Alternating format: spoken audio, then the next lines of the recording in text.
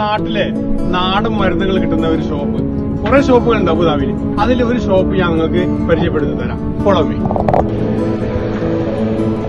ഇത് ജിൻസിന്, നമ്മളെ പവറിന് എല്ലാം വേണ്ടിയിട്ട് ഉപയോഗിക്കുന്ന ജിൻസ്.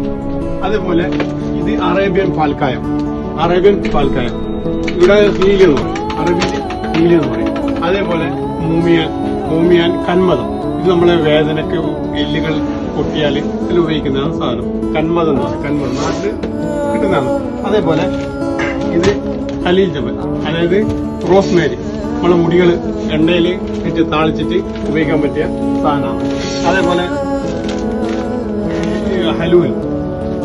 ഹലൂൽ ഇത് വയറിളക്കാൻ വേണ്ടിയിട്ട്, വയറിൽ സംബന്ധമായ അസുഖം സിനാമയ്ക്ക് എന്ന് പറയും, മലയാളത്തിൽ സിനാമയ്ക്ക്.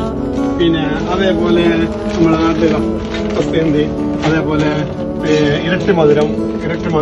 പിന്നെ ഇങ്ങനെ ഇതാ ഫ്ലവർ ആണെങ്കിലോ നമ്മളെ നാട്ടിലേക്ക് ഇങ്ങനെ ഉണ്ടോന്നല്ല, നമ്മള് റോസാപ്പൂ നല്ല ഉണക്കിയിട്ട് നല്ല ഫ്ലവർ ചെയ്യാൻ വേണ്ടിയിട്ട് അങ്ങനെ എല്ലാ ഐറ്റംസും എല്ലാം പോലെ. ഇത് പ്രസവം ഗർഭിണിയായ സ്ത്രീകൾക്കെല്ലാം ഉപയോഗിക്കാൻ പറ്റിയ നല്ല വെള്ളത്തിലിട്ടിട്ട് കുടിച്ചാൽ മതി.